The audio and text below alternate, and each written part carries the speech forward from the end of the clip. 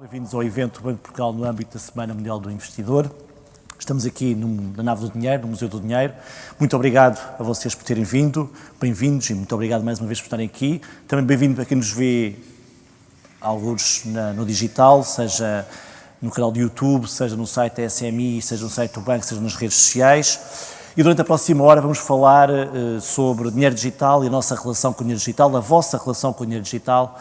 Vamos falar de bitcoins, criptomoedas, criptoativos e moeda digital do Banco Central. Portanto, esses palavrões todos que vamos aqui descodificar durante a próxima hora.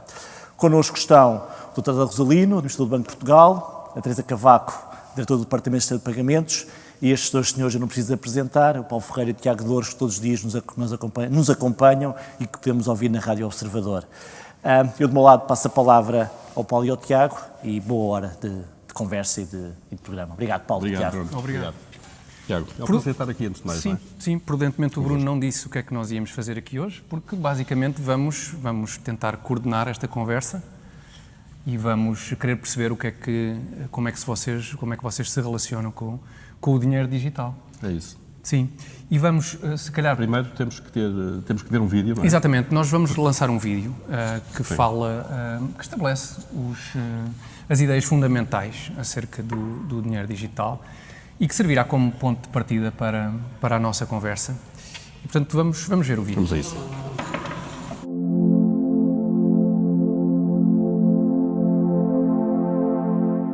A tecnologia está a alterar profundamente a forma como fazemos pagamentos. DLT, blockchain, criptoativos, bitcoins, stablecoins e moeda digital de Banco Central são termos que passaram a fazer parte da agenda mediática e, cada vez mais, também do nosso dia-a-dia. Tudo começou com o aparecimento da Distributed Ledger Technology, ou DLT. A DLT é uma tecnologia de registro descentralizado de informação. Na prática, a informação é armazenada com recurso a uma rede de base de dados detidas por várias entidades, sem que exista um administrador central. A blockchain é um dos tipos mais conhecidos de DLT. Na blockchain, a informação é armazenada em blocos ligados entre si por ordem cronológica. Habitualmente, a blockchain inclui uma componente de criptografia e fórmulas matemáticas que garantem que a informação guardada não pode ser adulterada.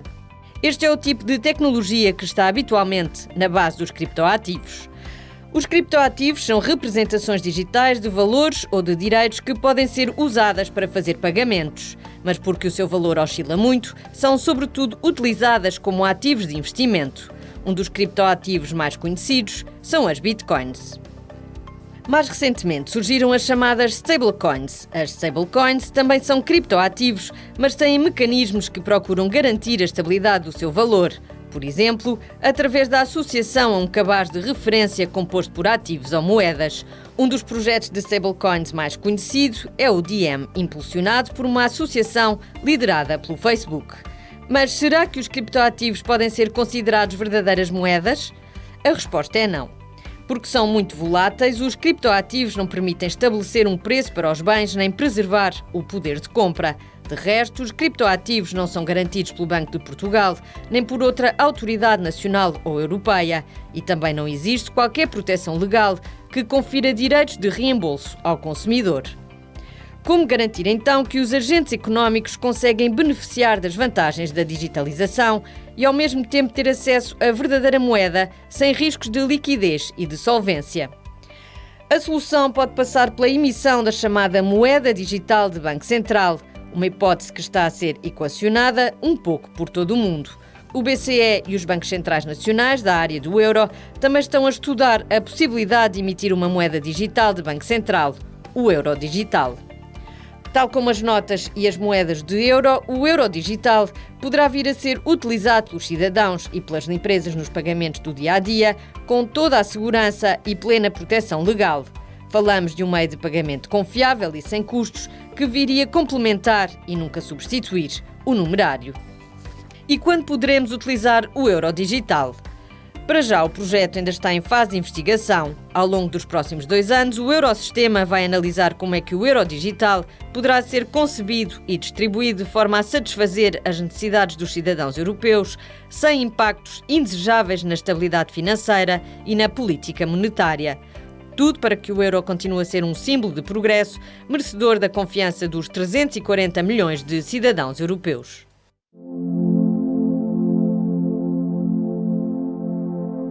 Muitas pontas para pegar nesta nossa conversa, mas deixem só começar por perceber um bocadinho a vossa relação com o dinheiro ou com meios de pagamento. Braço no ar, por favor. Quem é que aqui já passou um cheque? Pois, não está realmente... Quem é que não entra num balcão de um banco, tipo, há meio ano? Todos têm ido a bancos? Visitar um balcão? Não virtual, atenção. Não virtual, nem caixas multibanco, digamos assim. Caixas multibanco também não conta. É ir lá, levantar dinheiro ou fazer uma transferência. Isso vocês frequentam ainda bancos? Ok. Andam com muito dinheiro no bolso, isto é, quem é que anda por regra com notas e moedas no bolso? Ainda? Uma maioria. Mas quem é que utiliza mais meios de pagamento digitais, mais do que dinheiro? Claro, a maioria também. Pois é, uma transformação profunda. Nós como referíamos há bocadinho, ainda antes de começarmos oficialmente a nossa conversa, não há muito tempo, há 20, 30 anos, o multibanco, por exemplo, e o dinheiro, o chamado dinheiro de plástico, surgiu como sendo algo revolucionário na altura.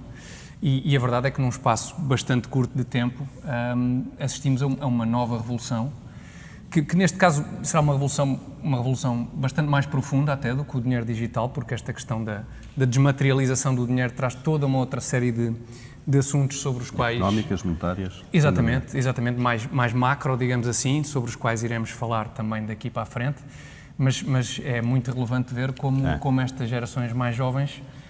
já se adaptaram, não é? Já desmaterializaram, exatamente, o contacto com o sistema bancário ao ponto de tornar, nomeadamente, o tradicional balcão dos bancos claro, quase como uma coisa do passado, não é? Quem é que tem uma wallet com criptomoedas, por exemplo? Podemos falar um bocadinho? Vamos a isso. Vai ser assim que está a funcionar, Paulo? Vamos lá então, perceber como é que isso... Qual é o seu nome, antes de mais? Ou o teu nome, podemos tratar por tu, não é? Sim, claro. Ok. João. E compraste criptomoedas, criaste uma wallet há muito tempo? Criei durante a pandemia, sim. Passatempo? Não, porque já tinha começado a estudar, via que era uma oportunidade de olhar para a Bitcoin ou para a criptomoeda, no caso, como um criptoativo, não tanto como uma moeda de troca, onde nós vamos comprar eventualmente um bolo ou uma padaria qualquer. E então eu estudei, comecei a estar atento ao mercado, perceber quais eram as tecnologias e que tipo de tecnologia estava associada primeiro à criptomoeda, e isso faz naturais oscilações, o caso dos smart contracts e coisas semelhantes. E pronto, comecei a investigar e depois decidi investir. Experimentar, claro. Exato. Foi difícil entrar neste mundo ou rapidamente percebeste o que é que se passava, como é que a coisa funcionava? Não, é relativamente fácil, até porque hoje em dia há diferentes tipos de corretoras, há plataformas mais amigas do utilizador, onde as pessoas conseguem facilmente depositar dinheiro, vender, comprar criptomoeda, e depois eventualmente nós vamos progredindo para plataformas mais avançadas, onde fazemos diferentes tipos de investimentos, claro, com diferentes metas e tudo mais. Sério isso? Paulo, portanto, era aquilo que estávamos a falar, ou que aqui no vídeo também se falava, que é a perspectiva do investimento em criptomoedas enquanto veículo de investimento e não tanto enquanto meio de pagamento, digamos assim. Sem dúvida. Até porque como meio de pagamento, e corrijam-nos se estivermos errados, a utilização das criptomoedas ainda é muito limitada. Ainda é bastante limitada, sim. Sim, ainda é bastante limitada, embora já comece a ter alguma expressão. E, aliás, durante os últimos anos, desde o aparecimento dos criptoativos, havia um pouco a ideia de que eles, sobretudo, serviam para investimento e que dificilmente podiam ser usados como meios de pagamento. A verdade é que, nos últimos anos, esse caminho tem-se feito, e hoje, com o aparecimento das stablecoins, que foi aqui referido, mas também com a adesão que está a haver a este ecossistema, a este ambiente dos criptoativos por parte de algumas instituições financeiras, como por exemplo a Revolut.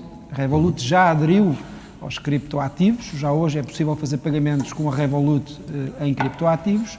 A própria Visa e a Mastercard também estão a preparar, enfim, os seus sistemas para poderem usar e, enfim, utilizar criptoativos, e muitos bancos espalhados por esse mundo fora, os grandes bancos, também já estão a fazer provas de conceito, use cases, para poder incorporar nas suas soluções de pagamentos também os criptoativos. E, portanto, a ideia de que os criptoativos eram apenas vistos como ativos de investimento e que poderiam ter pouca propensão e poderiam nunca chegar àquela função que é típica das moedas, que é ser utilizada como meio de pagamento ou meio de troca, também já não é assim. O caminho está a ser feito e está a ser feito com alguma rapidez. Não é? E rapidamente.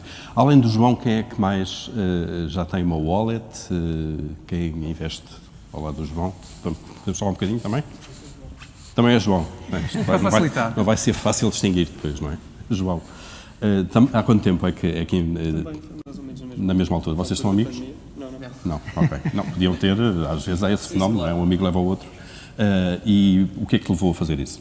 Durante a pandemia, eu acho que houve um efeito mundial de começar a pensar em investimento. As pessoas começaram a ficar fechadas em casa e o que é que eu vou fazer com o meu dinheiro? Não vou sair de casa, não sei o quê.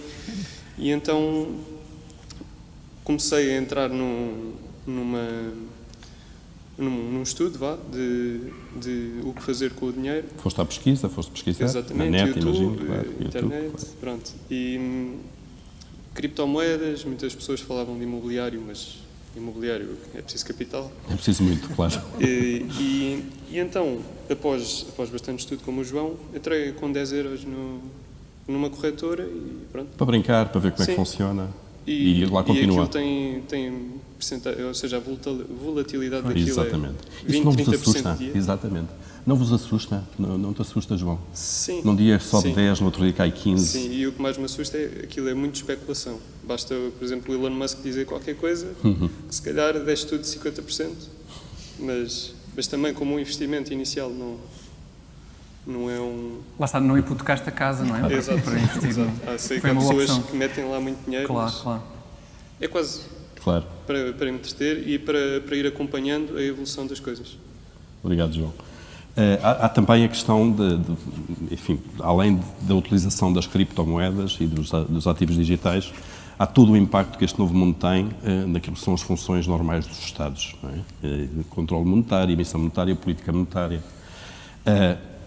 Vocês, é um tema que vocês vão acompanhando, isto é, conseguem perceber o impacto deste mundo novo? Alguém quer dizer alguma coisa sobre isso? Não só quem, aqui não há coisas erradas. Oh, Paulo, deixa-me já agora só acrescentar a este ponto uma questão, é que, pelo que o Hélder nos estava a dizer, o mundo financeiro, digamos assim, as instituições financeiras, estão, como seria expectável eventualmente, também estão a avançar mais rápido do que os Estados conseguem avançar, não é? Portanto, este sistema está a consolidar-se um bocadinho ainda antes se calhar de termos falado destes impactos que o sistema pode ter, não é? A Teresa é a maior especialista destes temas aqui, portanto é preferível ouvi-la. E na Cristina não teve de certeza a oportunidade de falar sobre isto. Exatamente. Aliás, já agora, para dizer que a Teresa é uma das pessoas que está mais ligada ao projeto do euro digital a nível europeu e tem responsabilidades muito diretas no acompanhamento desse projeto, em representação do Banco de Portugal, e pode falar um bocadinho, julgo que nessa linha. Desculpa interromper, Paulo, se calhar para complementar. Eles se calhar não sabem o que é o euro digital. Já ouviram falar do euro digital? Sim? E o que é que achas que é o euro digital? Acho que suponho que esteja relacionado com a União Europeia. Sim. Acho que é uma forma de pagamento de forma a facilitar as transições monetárias da população europeia, neste caso pertencente à União Europeia. E acho que acaba mais por ser isso, e por facilitar as trocas acabam por criar digitalmente outras formas de moeda. Sim. Como vocês sabem, atualmente o euro existe essencialmente na nossa utilização diária, existe nas notas e nas moedas, não é? Que nós utilizamos no dia-a-dia, que muitos de vocês disseram que utilizavam.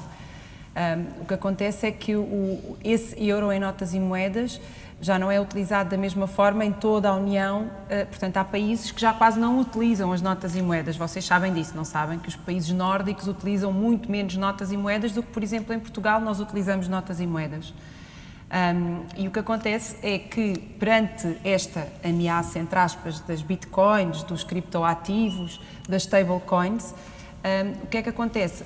As autoridades monetárias, como os bancos centrais, pensaram que a melhor forma de responder a essa ameaça é ter um euro como as notas e moedas, mas digital. Ou seja, que vocês, gerações mais jovens, se sintam atraídos a usar pela facilidade, porque é digital, porque tem menos custos e porque podem pagar com esse euro desmaterializado, digamos assim. Portanto, a razão pela qual os bancos centrais começaram a estudar esse euro digital é precisamente para responder às bitcoins, aos criptoativos em geral e às stablecoins. Porque essas moedas, como vocês bem explicaram, têm muita volatilidade e o dinheiro que vocês investiram não está garantido. Não é garantido por nenhuma autoridade nacional ou europeia todo o dinheiro que vocês investem. Não há direitos de reembolso. Não há um fundo de garantia para as bitcoins. E, portanto, a diferença para este euro digital é que este euro digital vai ser uma moeda de Banco Central, vai ser sempre garantido pela autoridade monetária do país, neste caso da Europa. Teresa, já agora uma dúvida sobre o euro digital. Nós podemos confundir o euro digital com a utilização digital do euro atual. Certo. Eu consigo passar um mês sem ter uma nota e uma moeda no bolso. Sim. E faço tudo, transações eletrónicas, pago com MBWay, transferências e por aí fora. Não é a mesma coisa. Não é a mesma coisa. É uma moeda digital que corresponde 1 para 1, imagino eu. Certo. 1 euro igual a 1 euro digital. Exatamente. Mas é uma moeda diferente. É uma moeda diferente. É um conceito difícil de... Sim. Eu acho que para eles talvez a forma mais fácil de explicar é os euros que vocês usam com o vosso cartão de débito são euros que estão depositados no vosso banco, não é? Portanto, é aquilo que nós, em teoria, chamamos moeda de banco comercial. Porque está num banco, é o que nós temos na conta bancária. Exatamente. Claro. Está no vosso banco. Vocês utilizam o cartão de débito, mas os fundos que estão a utilizar estão a sair da vossa conta no banco comercial. E não está transposto exatamente na mesma proporção em moeda junto do Banco de Portugal, não é? Pronto, a diferença para o euro digital é que o euro digital vai ser sempre moeda de Banco Central quando estiver na vossa mão. Vai ser sempre garantido. Estão a perceber? Pelo Banco Central. Talvez, ainda para perceberem melhor, a ideia de que os bancos centrais, uma das funções dos bancos centrais é criar dinheiro. É, no fundo, criar a base monetária. O que significa que hoje os bancos centrais criam dinheiro e cedem-no ao sistema financeiro, aos bancos, permitindo que os bancos criem conta no Banco Central. O euro digital, no limite, pode levar a que cada um de vocês possa ter uma conta no Banco Central e possa ter uma conta de depósito no Banco Central. E, portanto, movimentar uma wallet por contrapartida do dinheiro que têm no banco, neste caso no Banco de Portugal.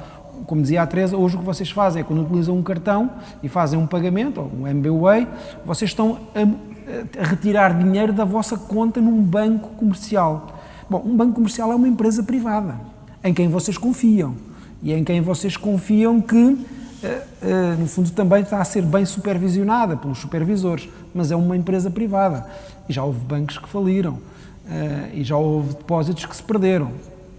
A diferença é esta, é que se vocês movimentarem uma wallet, ou no fundo, por contrapartida de uma conta do Banco Central, estão a ser garantidos pela autoridade que cria dinheiro e, portanto, à partida, enfim, não há memória dos bancos centrais falirem e deixarem... Um nível de segurança um bocadinho superior. Criam dinheiro. Essa é uma das razões pelas quais o euro digital faz sentido. No fundo, para aumentar também, no fundo, a segurança que é dada aos utilizadores de serviços financeiros. A outra, como já foi dito, é mesmo para combater, entre aspas, este surgimento das moedas privadas, porque quando nós estamos a utilizar uma Bitcoin, ou um Ethereum, ou uma Dogecoin, ou o Litecoin, essas moedas todas que existem, vocês estão a utilizar moedas privadas. Que só existem, Hélder, enquanto houver um grupo suficientemente grande de pessoas que acredita naquele conceito, mas aí, naquele produto. Respondendo um bocadinho à questão que o Paulo estava a colocar, que é, mas as moedas também são necessárias para os Estados definirem políticas. É verdade. De repente, se todo o sistema monetário transitasse para moedas privadas, como é que se controlava a inflação? Como é que se fazia a transmissão da política monetária? O que é que acontecia ao sistema financeiro que ficava fora deste circuito? Definição de taxas de juros, e o próprio sistema financeiro, que capta depósitos e oferece serviços financeiros e é remunerado por isso. De repente, se saísse tudo do sistema financeiro e fosse tudo para estas comunidades no fundo, de utilizadores de moedas privadas, porque na verdade são moedas privadas por oposição a moedas públicas ou de controle público, que é a moeda de banco comercial. E, portanto, isto é uma coisa bastante complexa. No fundo, essas comunidades ter-se-iam que se organizar de alguma maneira para prestar o tipo de, por exemplo, de financiamento à economia que hoje em dia os bancos comerciais fazem, não é? Ou então fazer como se faz na China. O que é que aconteceu na China? O que é que nós gostávamos de fazer como se faz na China? O governo chinês disse, proibiu todas as moedas privadas, não é? Vocês sabem disso? Proibiu todas as moedas privadas, exatamente porque percebeu o risco que estava a ser criado. E onde é que está a investir? Na criação de uma moeda digital pública. É um bocadinho mais fácil gerir as coisas na China, a ideia que às vezes dá, não é? Do ponto de vista do gestor. O contexto político é muito mais fácil. Ajuda um bocadinho a não ter pessoas que têm ideias, bocas e, não é? Claro, e discute-se na praça pública estas coisas. Aquilo que o Hélder estava a referir é muito giro, a moeda digital do Banco Central, mas e a banca comercial? Desmaterializamos o dinheiro, não é? Desmaterializámos já, como vimos, grande parte dos serviços bancários. Também já desmaterializámos banqueiros. Há dias também desmaterializou-se um banqueiro. Acho que nunca tinha acontecido. Desmaterializou-se um banqueiro, não sei exatamente para que parte. Mas isto para a banca comercial também é complicado, sim, não é? Sim, é um desafio grande. Sim. Sim, ainda não está nada decidido acerca do desenho do euro digital, como o Dr. Hélder estava a dizer. Existem vários cenários possíveis, como o vídeo dizia, estamos numa fase de investigação. Essa fase de investigação vai demorar 2 anos e durante esses 2 anos é que se vão ver qual vai ser o desenho do euro digital. Uma das possibilidades, como o Dr. Hélder dizia, era cada um de vós passar a ter conta junto do Banco de Portugal, não é? E isso sim tinha um impacto para a estabilidade do sistema financeiro enorme. E se queremos manter, de facto, aquilo que são as políticas públicas, a transmissão da política monetária, a estabilidade do sistema financeiro, se calhar não podemos ir para uma solução tão radical, não é? Temos que encontrar um desenho que acautele todos esses riscos. E é isso que nós vamos fazer durante 2 anos. Vamos estudar para encontrar o desenho perfeito. De qualquer forma, o Banco de Portugal nunca teria um papel de fornecer serviços financeiros como quer dizer, em teoria. Está tudo em aberto, sim. Como eu disse, as hipóteses estão todas em aberto. É óbvio que algumas hipóteses nós atribuímos uma probabilidade maior do que a outras, não é? Até pelo impacto que tem na economia. Sim. É uma revolução grande. Tem questões, alguma do queiram? Força. Paulo, eu vou. Estás a fazer quilómetros, mas. Então, não vou ao ginásio depois. Diz-me só tem a ver com. O meu nome é João. João, não acredito. É critério de entrada. É critério de entrada. Foi critério, ser João. Combinamos ficar aqui à frente. A minha questão tem a ver com esta última parte que referiram, que a vantagem de se criar um euro digital é a confiança nos bancos centrais.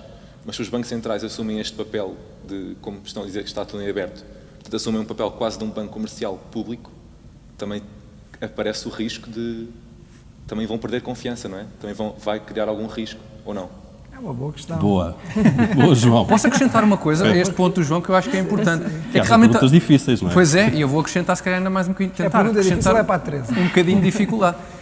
A lógica, grande parte da lógica da criação destas criptomoedas é precisamente estar fora dos sistemas bancários tradicionais, ou seja, é estar fora de um sistema controlado por bancos centrais. Ou seja, como é que de repente uma moeda oferecida, deste género, oferecida por um banco central, vai ao encontro dos interesses de quem desenvolve estas medidas, estas moedas.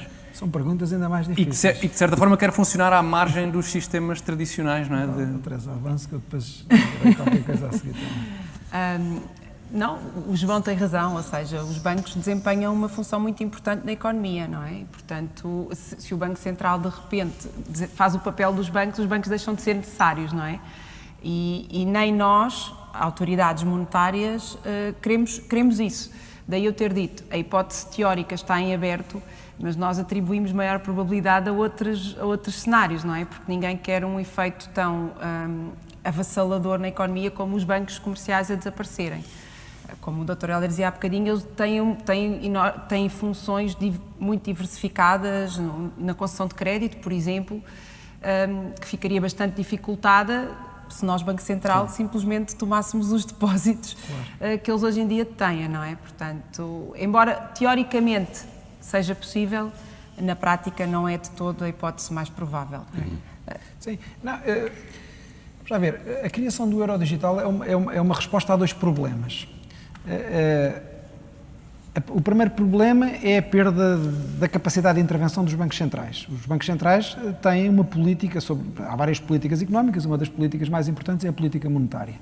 E a política monetária é gerida a partir da criação de dinheiro, da disponibilização de mais dinheiro à economia. Se todo o circuito financeiro deixasse de passar pelos canais oficiais, os bancos centrais perdiam grande parte da sua utilidade, é um facto. E aí o euro digital visa responder a isso. Mas, por outro lado, também os bancos centrais estão preocupados com o papel do sistema financeiro, dos bancos. Porquê? Porque se de repente as moedas privadas ganharem uma importância muito significativa, os circuitos financeiros deslocam-se do sistema financeiro tradicional para um sistema financeiro que há de ser criado de novo e que há de ser muito diferente daquele que nós conhecemos e, portanto, pode pôr em causa a estabilidade financeira. Portanto, o euro digital procura fazer face a esses dois problemas e é uma coisa bastante complexa. Nós, como alguém tem dito, nós estamos, neste momento,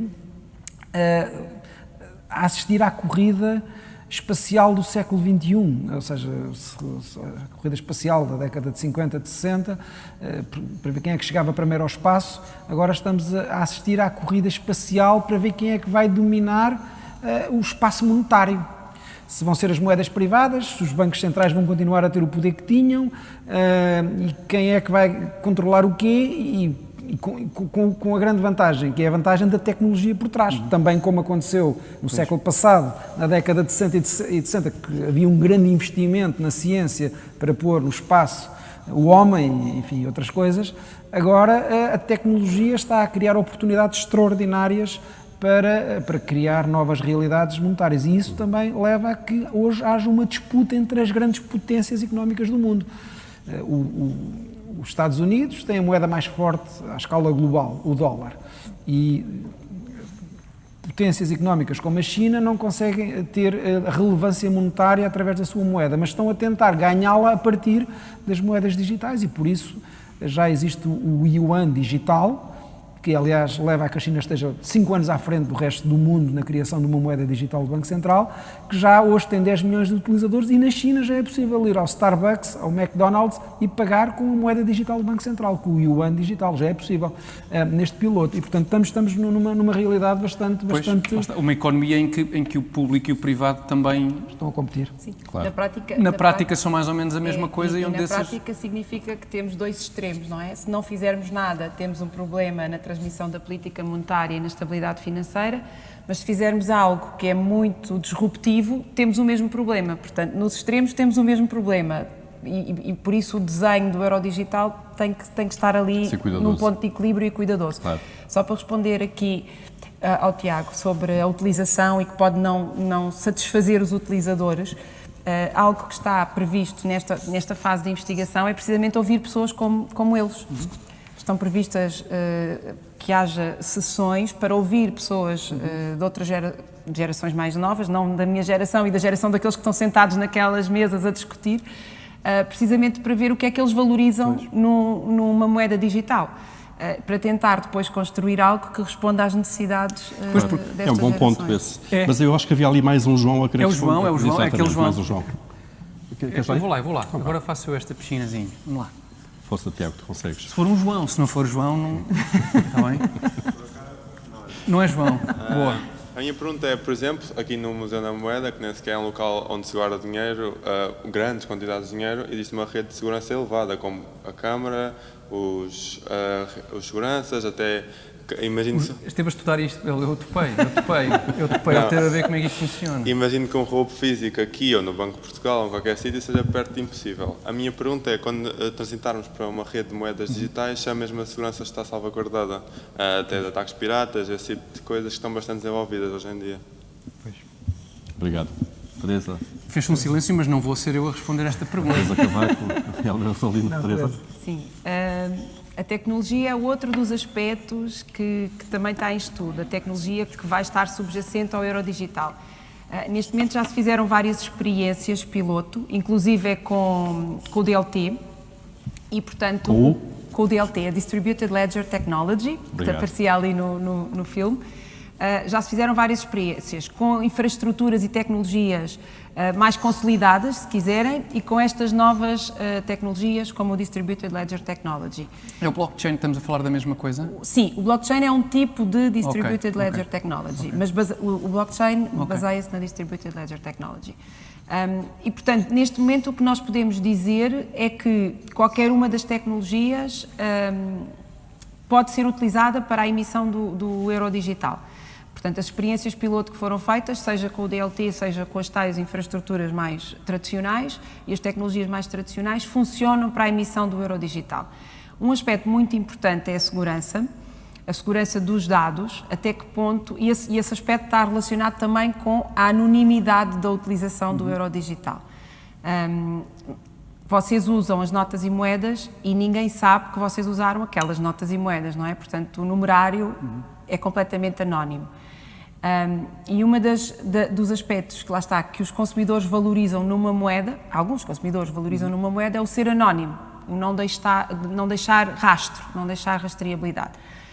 E, portanto, vamos ter que encontrar outra vez uma solução de equilíbrio entre uma tecnologia que seja segura, que seja resistente a ciberataques, a tentativa de pirataria, a tentativa de fraude, mas que ao mesmo tempo nos permita controlar atividades ilícitas, não é? Financiamento ao terrorismo, branqueamento de capitais. Isso faz um conflito com o anónimo. Exatamente. Portanto, aqui a palavra-chave vai ser sempre, no meu discurso a palavra-chave vai ser sempre equilíbrio, não é? Porque vamos ter sempre prós e contras.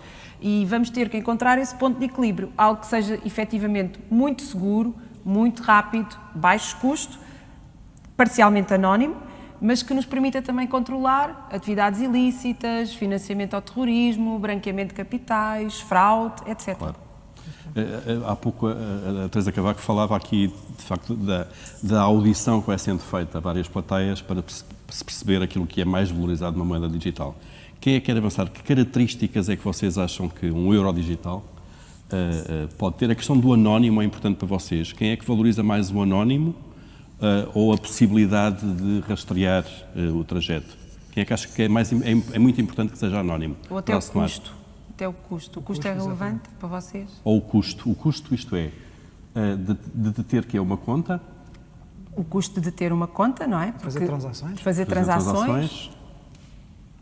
Ou seja, ajudem-nos, de facto, nós gostávamos de ouvir as vossas Nós chamámos mais para tirar apontamento. De facto, a discussão está toda em aberto. João, é fácil assim saber o vosso nome. Esse foi, pois, aconteceu há bocado também. Foi há pouco. Funciona? Vamos experimentar uma substituição. Força, João. Força. Não, o que eu queria dizer é que, no fundo, aquilo que me convenceria a usar o euro digital é ser tão ou mais cómodo como ter o dinheiro no banco comercial. Neste momento é assim que eu penso, que é ter um custo extra, se necessitar ter um custo extra para ter uma wallet no Banco Central, então eu não vou aderir, porque lá está, se este euro digital não pode ser utilizado, obviamente, como um ativo de investimento, porque tem o mesmo valor que um euro normal, portanto, no fundo é só uma conta, mas em vez de ser no banco comercial, é no Banco Central. E se eu não tiver mais de 100 mil euros no banco, em princípio o fundo de resolução vai-me garantir o depósito e, portanto, não valerá a pena transitar para um euro digital. Certo. De facto, Vou para casa. A questão da anonimidade, eu acho que é bastante relevante, porque nós tendemos todos a pensar, acho eu, a termos aquele tipo de raciocínio que é, não tenho nada a esconder, não faço nada ilegal, qual é o problema das coisas serem ou não anónimas? Em algumas circunstâncias é relevante, de facto, haver essa capacidade de permanecermos anónimos, também relativamente anónimos no sistema financeiro, e nós podemos pensar, provavelmente não em Portugal, mas noutros países onde os regimes políticos, por exemplo, são mais instáveis e há determinadas fricções a esse nível e determinadas pessoas poderão não ter o nível de liberdade a que nós estamos habituados, felizmente, em Portugal.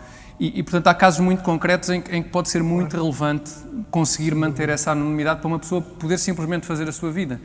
Isto é só um alerta porque eu acho que no nosso contexto nós pensamos muito dessa perspectiva de não termos nada a esconder, mas às vezes não se trata de ter nada a esconder, trata-se pura e simplesmente de conseguirmos tomar as nossas decisões e fazermos a nossa vida sem termos de estar preocupados, porventura, por exemplo, com um poder político que se opõe às nossas ideias e que, de repente, por via financeira nos quer coartar de emitirmos opinião ou de tomarmos posições públicas e, portanto, eu acho esta questão, convém termos sempre em conta que no nosso momento atual isto se calhar não parece ser muito relevante, mas que há muitos sítios no mundo onde é muito relevante, mesmo quando se fala de offshores e por aí fora, e às vezes nós nos perguntamos, mas porque é que esta pessoa tem uma offshore? É certamente porque anda a fazer alguma coisa ilegal. Pode não ser de todo isso.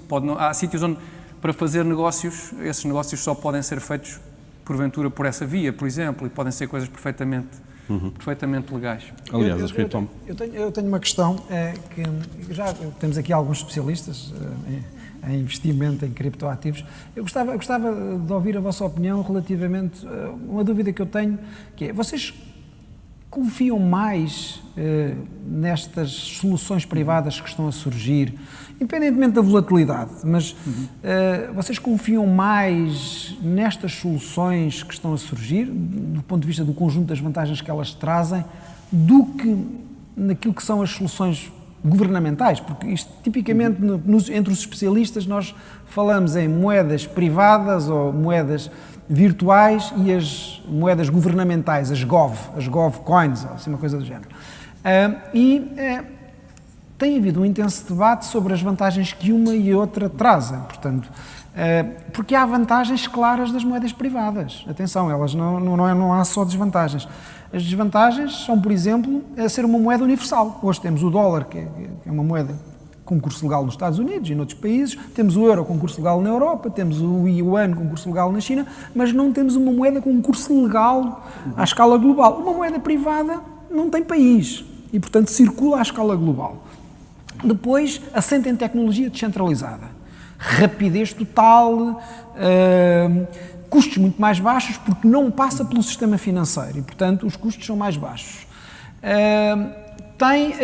Tem a vantagem de não ter regras que os Estados põem para controlar as transações, mais de 12.500 euros tem que preencher 50 papéis.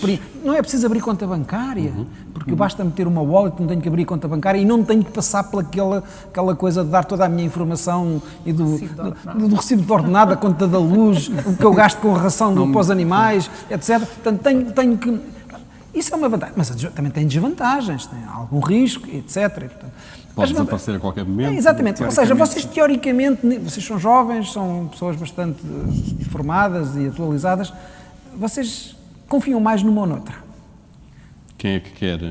Talvez um João, que João é que quer responder. Não, eu estou a fazer perguntas genuinamente porque gostava de saber... Ou uma Maria João. O que é que vocês...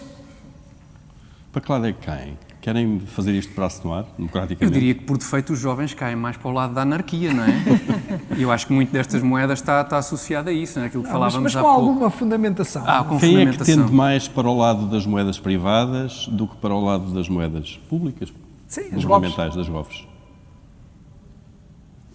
Braço no ar, por favor. Quem é que, privado, mais para cima?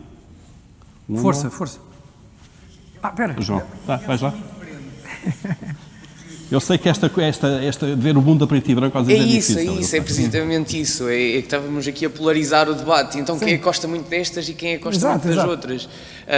Eu há uns dias falava com uma amiga e somos os dois, ela é um bocadinho, não vou apostar o meu dinheiro nisso, é super volátil, vou perder tudo, e eu sou muito mais favorável ao tipo de mercado. E a verdade é que nós também ainda não demos tempo suficiente à moeda para se consolidar e para verificarmos e para conseguirmos responder coerentemente a uma pergunta destas. Hoje em dia, perguntar se confiamos mais ou se utilizaríamos mais uma moeda privada é uma pergunta à qual não temos resposta, porque não conseguimos fazer a maior parte dos pagamentos. Aliás, hoje em dia ainda encontramos alguns estabelecimentos comerciais onde, se quisermos pagar, isso tem de ter aquele limite dos 5 euros, caso contrário, pronto, vais ter de ir de lavar pratos, como se costuma dizer, não vais conseguir pagar, tens de levantar dinheiro. E isto é muito recorrente ainda, portanto, estarmos a falar já de uma moeda privada e a aplicabilidade desta no território português e olhando para a nossa realidade concreta, eu acho que é uma pergunta aqui. Mas então eu reformulo a pergunta, imaginando que... Eu é que pus a questão ao nível populista disso. É uma boa pergunta. Ficámos a saber que o João fala de criptomoedas quando está com a sua amiga. Não, o João respondeu muito bem. Mas eu reformulava a pergunta no sentido, vamos imaginar que, essas questões que levantou estão ultrapassadas e toda a gente já aceita moedas privadas e a moeda privada já tem o mesmo nível de implantação do ponto de vista da sua utilização, tanto quanto, enfim, aquilo que nós utilizamos normalmente, as notas e as moedas, ou os cartões de débito da conta bancária. Como é que se posicionava nessa situação? Bem, eu sou sempre favorável à iniciativa privada. Aliás, os próprios bancos, as próprias sociedades comerciais, tudo parte daí, não é? A parte da associação de privados. Portanto, estamos aqui a ter uma discussão que é um bocado inútil, a meu ver, porque todas as grandes iniciativas que os vemos, bancos, moeda, todo tipo de organização, parte da iniciativa de privados.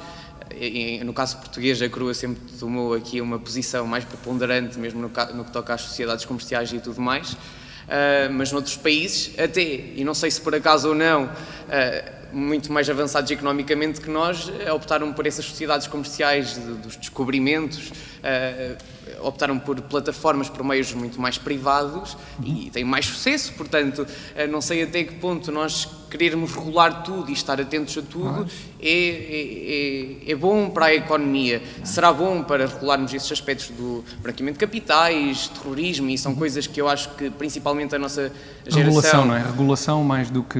Sim, quer dizer, mas a nossa geração é totalmente contra qualquer tipo... Somos a Gen Z, a maior parte das pessoas está aqui, nós somos muito a direita fofinha, se quisermos falar de direita, acreditamos em tudo que é direitos fundamentais. Falar de terrorismo para nós é uma coisa totalmente muito distante, não queremos nada disso. Portanto, nós entendemos esse aspecto de regulação, mas por que não a iniciativa privada, não é? Se nos conseguir garantir as mesmas coisas, com menos taxas e taxinhas, por que não? Não é? Quem é que tem mais opiniões sobre isto? Atenção, temos que ouvir mais este jovem. Sim, realmente, sim senhor. Obrigado, João. Quem é que quer acrescentar? O João. Vai lá agora, Paulo. Já deve ter os braços um bocadinho. Força, João. Pegando aqui um bocadinho no que o João estava a dizer, estamos a comparar, como falou, preto no branco, mas neste momento a moeda privada que falamos, a Bitcoin, ou a moeda pública, a moeda de circulação, tem funções completamente diferentes, não é? Nós não utilizamos Bitcoin para pagar um café ou um pastel de nata. Nós investimos na Bitcoin como alternativa, como custo de oportunidade, vamos não investir no mercado de ações ou no imobiliário, se tivermos capital, como disse o João. Portanto, a comparação não podemos comparar, confiamos mais numa privada ou na pública. Pelo menos para já, não é? Pelo menos para já, porque já vimos. Pelo menos para já tem funções completamente diferentes e claro que a moeda privada é super volátil, mas pronto, é um investimento de risco e se calhar, presumo que vocês e muitos estão aqui, se formos investir na Bitcoin, é um dinheiro que temos de parte e vamos começar aqui com uma brincadeira e ok, este dinheiro sei que se calhar vou perder, mas vou meter aqui. Depende muito da perspectiva com que abordamos, não é? Se calhar não vou hipotecar a casa, como sim, falou. A partir do momento em que abordamos as criptomoedas fundamentalmente como meio de pagamento e reserva de valor, é que as coisas mudam completamente. Exato, é diferente, mas aí a moeda privada não tem essa maturidade neste momento para fazermos essa comparação. Não tem as funções todas ainda ativas. Exatamente, é isso. Mais opiniões sobre isto, mais ideias ou questões que tenham? Não, está tudo... Força, claro, João. Queria só dizer uma coisa. João. Facilita imenso, impressionante. Voltando um bocado atrás à pergunta do Helder, se confiamos mais depositarmos dinheiro em moeda privada ou banco comercial, tinha feito esta pergunta. Sim, era, exatamente. Para depositar dinheiro numa moeda privada, nós temos, para mim, a principal coisa é ler o white paper, ou seja, saber o objetivo e as tecnologias e funcionalidades da moeda, e saber se o criador da moeda é conhecido. Porque ao estar o criador da moeda exposto, como é que eu ia dizer? É possível fazer uma caça ao homem se ele vender as moedas todas dele. Há um escrutínio automático. Exatamente. Daí a questão com a Bitcoin, por exemplo, não é? Não se exatamente. A Bitcoin, por exemplo, para mim não é uma moeda... Já agora, também, enfim, pegando um pouco nisso, a Bitcoin surgiu em 2008, um mês depois da falência do Lehman Brothers.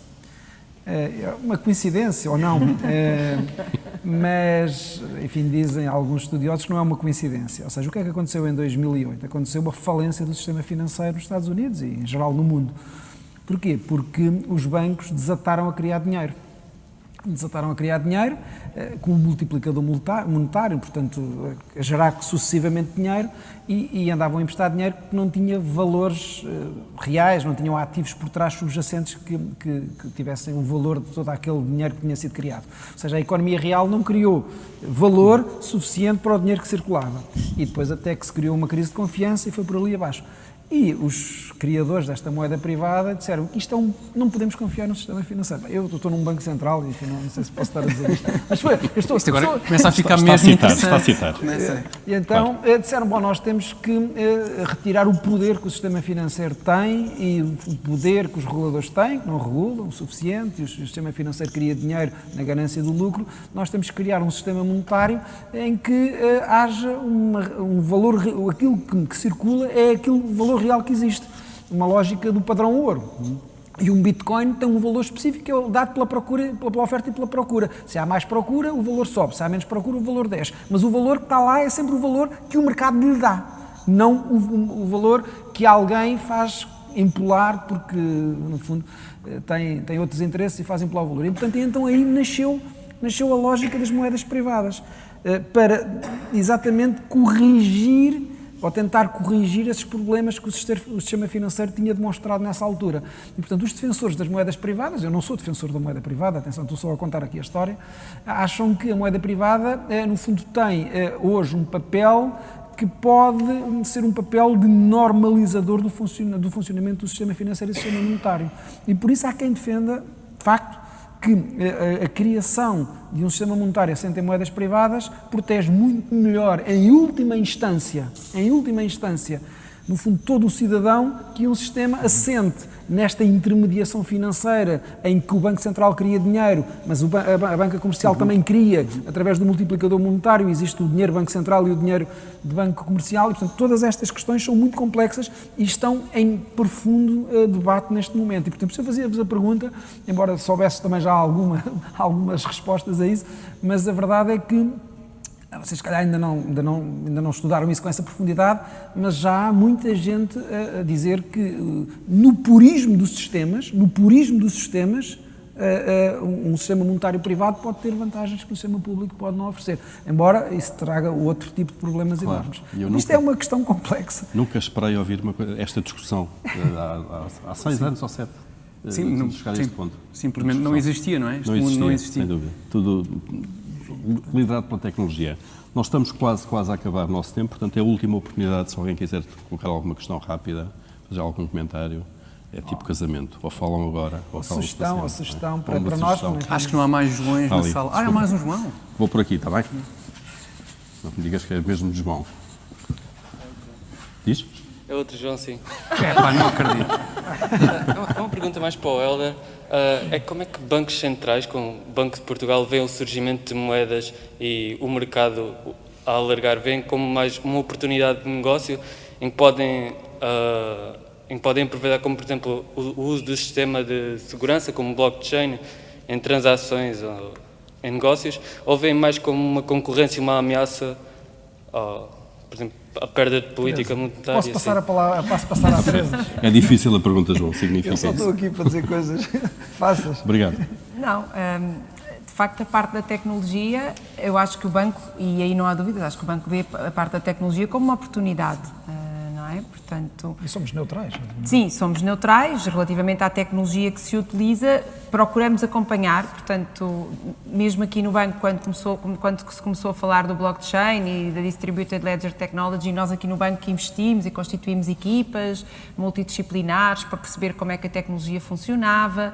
Fizemos alguns projetos pilotos experimentais aqui no banco, utilizando o DLT para perceber que tipo de vantagens tinha, que desvantagens, se era seguro, se não era, se era escalável, por exemplo, para processar muitas transações ou não, se era rápido.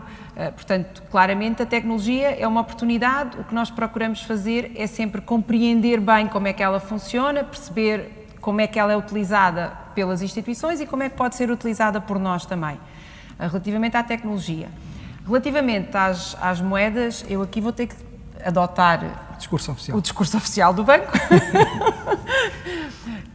E o discurso oficial do banco é que, pronto, todas essas atividades que os Joões aqui na sala fazem não são proibidas, ok? Está tudo legal.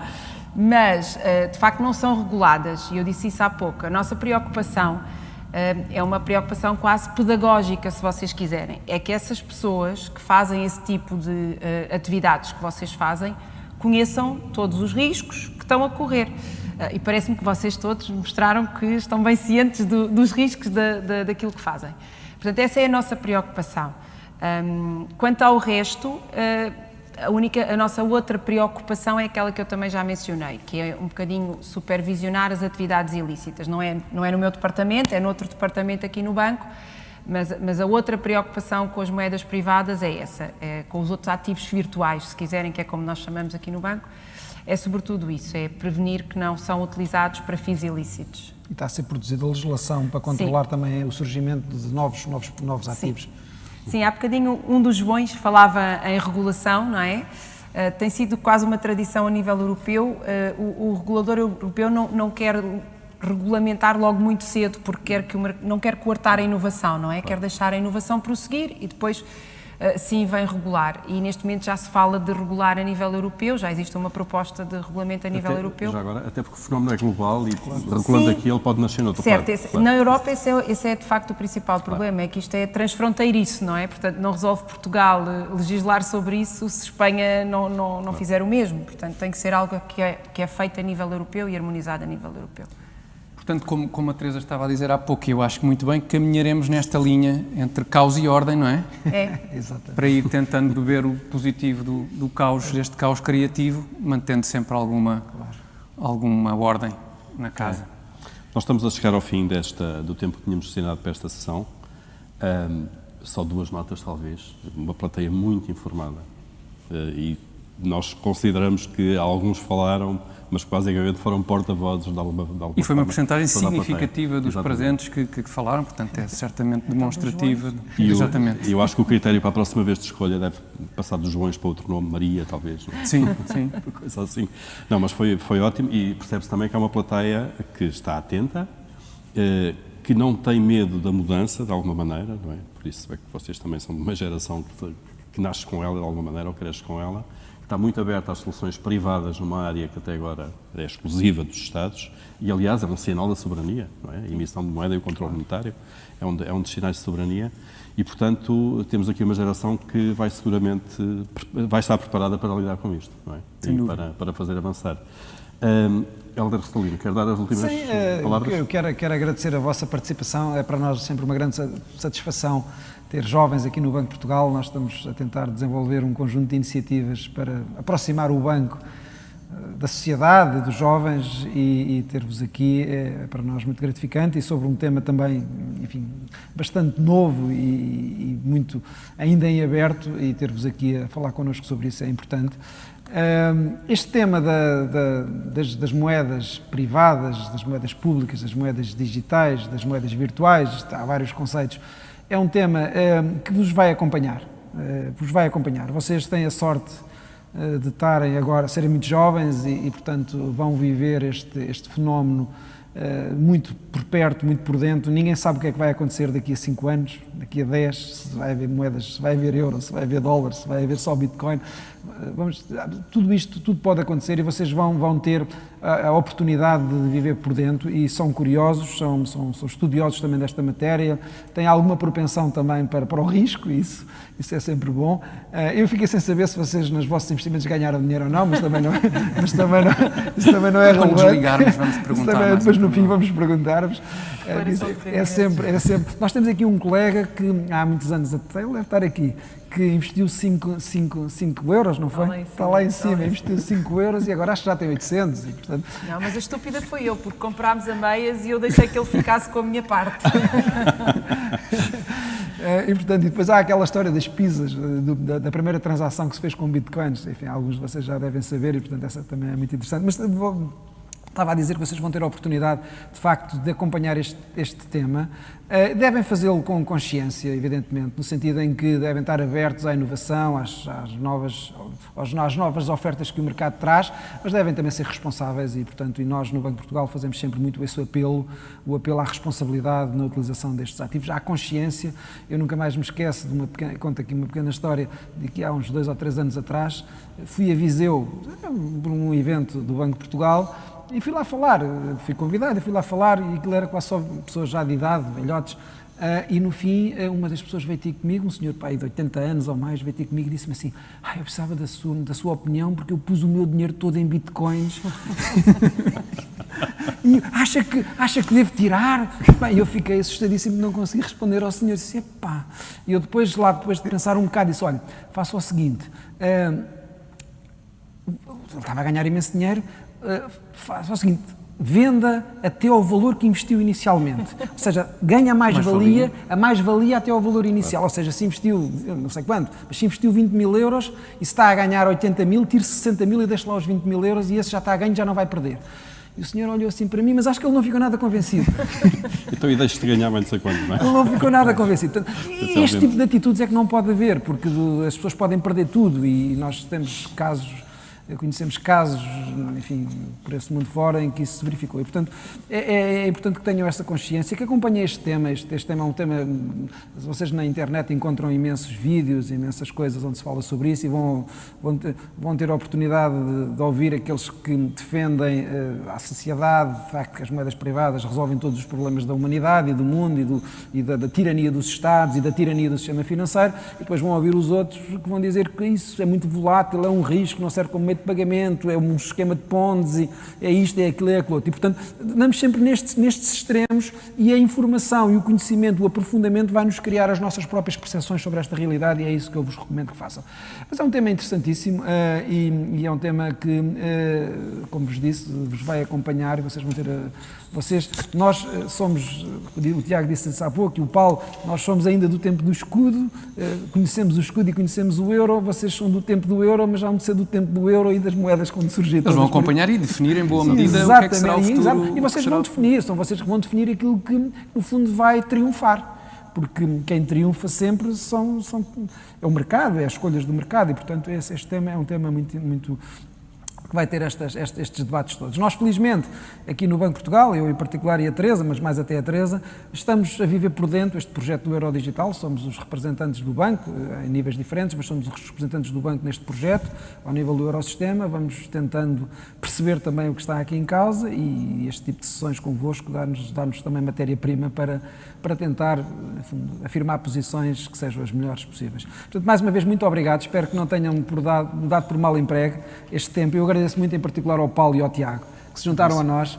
Foi nosso. Muito obrigado e que se juntaram a nós e é sempre um prazer estar com eles, porque são comunicadores de excelência. Aqui o Tiago dos Gato Fedorento, se calhar não sei se vocês... Ainda não eram nascidos, provavelmente. ainda não eram nascidos. Infelizmente já havia internet. Exatamente. O mais engraçado dos Gatos Fedorento, porque eu sempre achei... E bonito. Também bonito, exatamente. Muito obrigado e também aqui à equipa da comunicação que organizou este evento. Obrigado, Bruno. E uma salva de palmas para vocês. Obrigado. Só 30 segundos para vos agradecer novamente, para fechar o evento e para dizer também quem nos acompanhou em casa. Mais uma vez, obrigado por terem vindo e também aconselhar-vos, se quiserem acompanhar ao longo da semana, vão acontecer mais eventos, debates e informação na Semana Mundial do Investidor. Portanto, acompanhem, está tudo online. Está bem? Obrigado a todos, bom fim de semana e até uma próxima oportunidade. Obrigado. Obrigado.